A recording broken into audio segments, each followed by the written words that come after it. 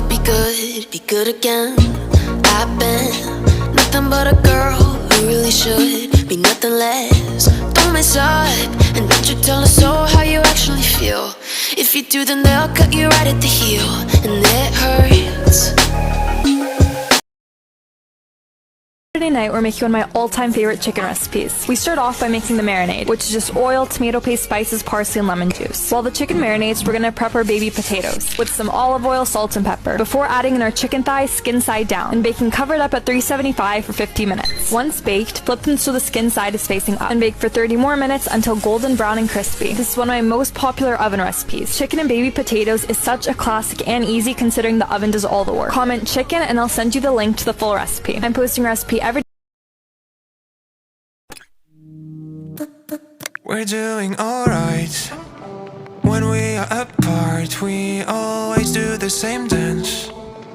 Always on the fence, never making sense. I'm not gonna feel a thing tonight. I'm not gonna be the one tonight. Don't wanna hear anything that you say. Your love is a game that I don't wanna play. So don't say you need me when I walk away.